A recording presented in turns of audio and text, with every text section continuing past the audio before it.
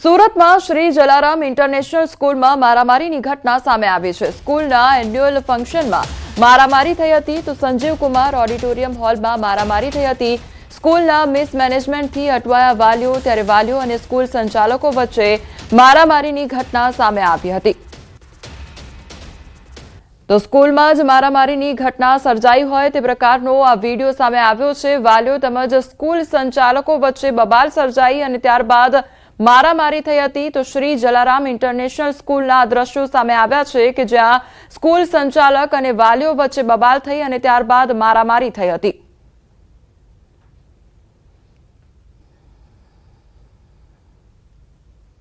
જૂનાગઢમાં ખનીજ માફિયાઓ પર તવાઈ બોલાવવામાં આવી છે। માળિયાહાટીનામાં ખાણ ખનીજ વિભાગના દરોડા પાડવામાં આવ્યા છે તો અમરાપુર ગીરમાં પોલીસના દરોડા પાડવામાં આવ્યા છે। ગેરકાયદેસર ખનન સામે કાર્યવાહી કરવામાં આવી છે। જેસીબી, ટ્રેક્ટર સહિતનો મુદ્દામાલ જપ્ત કરવામાં આવ્યો છે।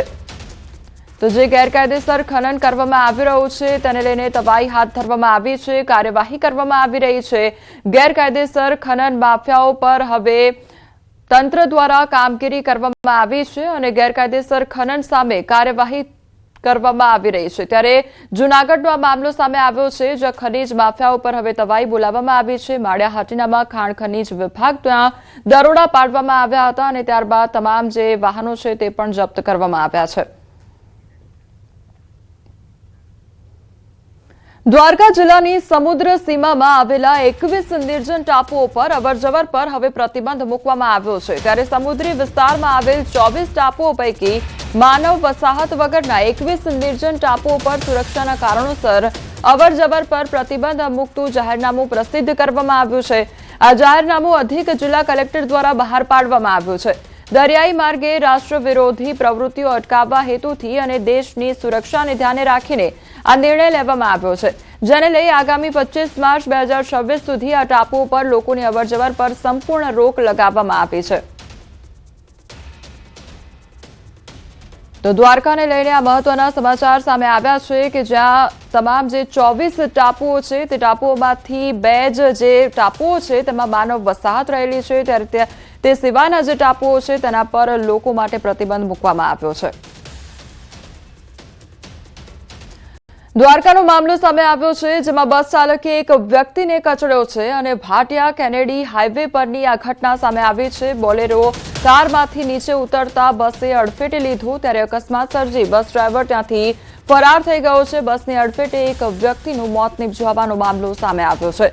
તો દ્વારકાની આ ઘટના સામે આવી છે જ્યાં અકસ્માત સર્જાયો, બસ ચાલકે એક વ્યક્તિને કચડી કાઢ્યો હોય તે પ્રકારની આ ઘટના સામે આવી છે। ભાટિયા કેનેડી હાઈવે પરની આ ઘટના કે જ્યાં અકસ્માત સર્જાયો, બોલેરો કારમાંથી એક વ્યક્તિ નીચે ઉતરી રહ્યો હતો અને તે સમયે જ બસે અડફેટે લીધો હતો। અકસ્માત સર્જી બસ ડ્રાઈવર ત્યાંથી ફરાર થઈ ગયો છે તો બસની અડફેટે આવતા આ વ્યક્તિનું મોત નીપજ્યું છે। તો દ્વારકા પાસેની આ ઘટના કે જ્યાં અકસ્માત સર્જાયો અને અકસ્માતમાં એક વ્યક્તિનું મોત નીપજ્યું છે તો બસ ડ્રાઈવર અકસ્માત સર્જી ત્યાંથી ફરાર થઈ ગયો છે। સંવાદદાતા મુકુંદ અમારી સાથે જોડાઈ ગયા છે। મુકુંદ, અકસ્માતની ઘટના કયા પ્રકારની પરિસ્થિતિ સર્જાઈ છે? વાત કરવામાં આવે તો દ્વારકા જિલ્લાના કલ્યાણપુર પંથકમાં હિટ એન્ડ રનની જે ઘટના સામે આવી છે। અજાણ્યા બસના ચાલકે એક પુરુષને કચડ્યો છે। Bhatia Kennedy state highway road પર કેનેડી ગામ નજીક આ હિટ એન્ડ રનની ઘટના બની છે અને અકસ્માત સર્જી બસ ચાલક ફરાર થઈ જતા પોલીસે તપાસ હાથ ધરી છે અને આ અકસ્માતમાં જે એક વ્યક્તિનું ઘટના સ્થળે મૃત્યુ નીપજ્યું છે। જી મુકુંદ, સમગ્ર માહિતી બદલ આપનો આભાર। સુરતના સુવાલી રોડ પર અકસ્માતની ઘટના સામે આવી છે। વહેલી સવારે ગાઢ ધુમ્મસના કારણે અકસ્માત સર્જાયો। બંધ પડેલા ટ્રેલર પાછળ બાઇક અથડાયું હતું અને અકસ્માતમાં બાઇક ચાલકનું મોત નીપજ્યું છે। તો મૃતક SVNITમાં કોન્ટ્રાક્ટર પર કામ કરતો હતો અને તેનું મોત નીપજ્યું હોવાનો મામલો સામે આવ્યો છે। તો બંધ પડેલું ટ્રેલર રસ્તામાં હતું અને તેની પાછળ આ જે બાઇક ચાલક છે તે અથડાયો હતો અને ત્યારબાદ તેનું મોત નીપજ્યું છે। ગુજરાતમાં ખેડૂતોએ રવિ સિઝનમાં રેકોર્ડ બ્રેક વાવેતર કર્યું છે। રાજ્યમાં કુલ 49.16 લાખ હેક્ટર વિસ્તારમાં રવિ પાકનું વાવેતર કરવામાં આવ્યું છે। તો ગત વર્ષની સરખામણી આ વાવેતરમાં 80,000 હેક્ટર અને છેલ્લા 3 વર્ષની સરેરાશ સામે 2.73 લાખ હેક્ટરનો નોંધપાત્ર વધારો થયો છે, જેમાં મુખ્ય પાક ઘઉંની સાથે શિયાળુ શાકભાજીનું પણ જંગી વાવેતર ખેડૂતોએ કર્યું છે। ત્યારે હાલમાં તેમને આ સિઝનમાં ભરપૂર ઉત્પાદન મળે તેવી આશા વ્યક્ત કરવામાં આવી રહી છે। તો રાજ્યમાં રવિ પાકનું મબલખ વાવેતર કરવામાં આવ્યું છે ખેડૂતો દ્વારા। ત્યારે આ સિઝનમાં પણ હવે ખેડૂતો દ્વારા ભરપૂર ઉત્પાદન મળે તેવી આશા વ્યક્ત કરવામાં આવી રહી છે। શાકભાજીનું પણ એક તરફ જંગી વાવેતર કરવામાં આવ્યું છે। મુખ્ય પાક ઘઉંની સાથે શિયાળુ પાકમાં પણ વાવેતરમાં વધારો જોવા મળ્યો છે। તો બીજી તરફ છેલ્લા 3 વર્ષની વાત કરવામાં આવે તો છેલ્લા 3 વર્ષની સરેરાશ સામે 2.73 લાખ હેક્ટરનો નોંધપાત્ર વધારો જોવા મળી રહ્યો છે, જે ખેડૂતો દ્વારા વાવેતર કરવામાં આવ્યું છે તેમાં ધરખમ વધારો નોંધાયો છે।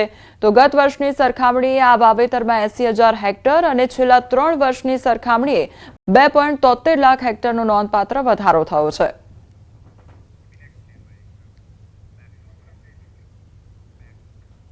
ભરૂચના વાલિયામાં દારૂની હેરાફેરીનો પર્દાફાશ થયો છે। કારમાં બનાવ્યા હતા 10 ચોરખાના, તો 2.52 લાખના દારૂ સાથે એકની ધરપકડ કરવામાં આવી છે। કારમાં અલગ અલગ જગ્યાએ સંતાડ્યો હતો દારૂ, તો રાજપીપળા લઈ જવાતો હતો વિદેશી દારૂ, તો વિદેશી દારૂનો જથ્થો જપ્ત કરવામાં આવ્યો છે અને જે ચોરખાના છે તે બનાવવામાં આવ્યા હતા। કારમાં 10 અલગ અલગ ચોરખાના બનાવવામાં આવ્યા હતા અને 2.52 લાખના દારૂ સાથે એકની ધરપકડ કરી લેવામાં આવી છે।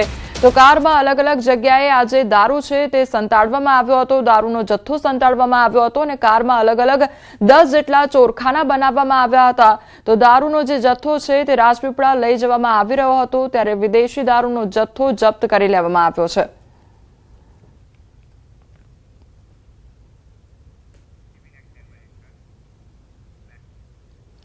દેવભૂમિમાંથી ફરી ધમધમતી દેશી દારૂની ભઠ્ઠી ઝડપાઈ છે। દ્વારકાના ભાણવડના કસારિયા નેસ વિસ્તારમાંથી આ જે દારૂની ભઠ્ઠી છે તે ઝડપાઈ છે। ત્યારે કસારિયા નેસના તળાવ પાસે દારૂ બનતો હતો। ભાણવડ પોલીસે દરોડા પાડીને દારૂનો જે જથ્થો છે તે ઝડપી પાડ્યો છે। 1400 લીટર આથો તેમજ 100 લીટર દેશી દારૂ ઝડપાયો છે। દેશી દારૂ સહિત 56,000નો મુદ્દામાલ પણ જપ્ત કરવામાં આવ્યો છે। ફરાર આરોપી દાના મોરી સામે ગુનો પણ દાખલ કરવામાં આવ્યો છે। તો ફરી એકવાર દેવભૂમિ દ્વારકામાં દેશી દારૂની ભઠ્ઠી ઝડપાઈ છે અને તે અંગે કાર્યવાહી કરવામાં આવી છે। અવારનવાર આ પ્રકારની ઘટનાઓ સામે આવતી હોય છે કે જ્યાં દેશી દારૂની બનાવટ કરવામાં આવતી હોય છે અને દેશી દારૂનો જે જથ્થો છે તે પણ જપ્ત કરવામાં આવ્યો છે, સામે આથો પણ જપ્ત કરવામાં આવ્યો છે। ત્યારે અનેક સવાલો પણ ઉદ્ભવી રહ્યા છે કે આખરે આ પ્રકારની અવારનવાર ઘટનાઓ શા માટે સામે આવી રહી છે?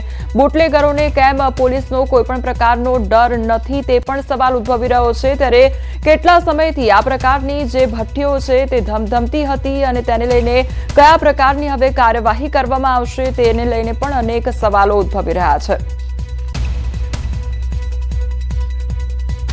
અમદાવાદના સાબરમતી કોચ ડેપોમાં ડીઆરએમએ સફાઈ કરીને સ્વચ્છતા અંગે સંદેશો આપ્યો। ડીઆરએમ વેદ પ્રકાશ સાબરમતી સ્થિત ઇન્ટિગ્રેટેડ કોચ ડેપોમાં પહોંચ્યા અને ત્યાં કોચોની સફાઈ વ્યવસ્થાનું સઘન નિરીક્ષણ કર્યું। ત્યારે નિરીક્ષણ દરમિયાન ડીઆરએમ વેદ પ્રકાશે અધિકારીઓ અને કર્મચારીઓને માર્ગદર્શન આપ્યું જ નહીં પરંતુ પોતે પણ આગળ આવીને કોચની સફાઈ કરીને દેખાડી, સાથે સફાઈની ગુણવત્તા સુધારવા અંગે અધિકારીઓને સૂચના પણ આપી।